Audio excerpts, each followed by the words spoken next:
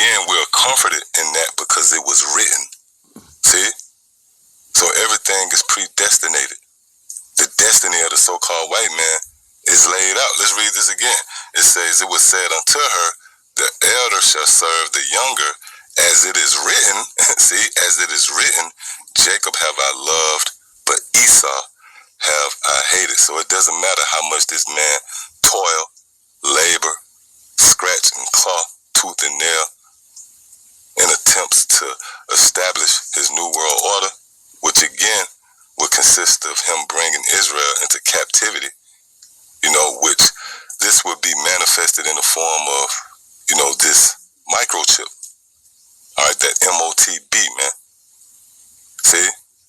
That tag in which the so-called white man will attempt to make you his possession perpetually, which again translates to him bringing you into captivity. Well, guess what? According to the writings, according to the story, he's going into captivity. And again, this is what contributes to our comfort, which brings me right here to the book of Psalms, chapter 149, and starting at the 6th verse. It says, let the high praises of Yahweh be in their mouth and a two-edged sword in their hand. And the symbolism, if you will, of this two-edged sword would be the scriptures, which serves as an order, a decree. See that? Verse 7, it says to execute vengeance upon the heathen being the other nations, starting with the so-called white man, and punishments upon the people, to bind their kings with chains, to bind their kings with chains, and their nobles with fetters of iron, which translates to slavery. According to the orders sent down from the heavens, according to the decree, Esau is going into captivity. Let's read this again.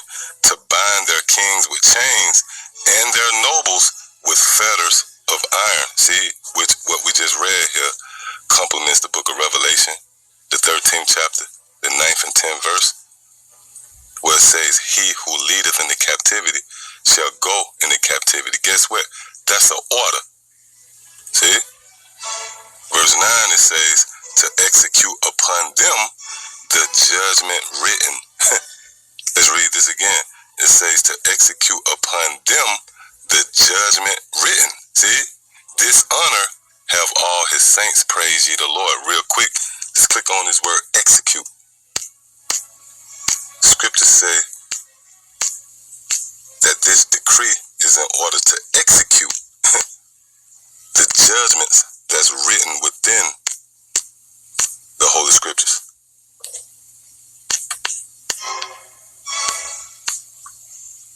Yeah, in the Hebrew word there would be asah, and it says to do, to do, fashion, accomplish, make, to do, work, make, produce, to prepare. It says to appoint, ordain, institute. It says to bring about, to bring about. So the judgment written would be manifested physically. It would be brought about. Ultimately, the words of Yahweh will rise up against the so-called white man. And again, this is what contributes to our comfort, understanding that everything is predestined.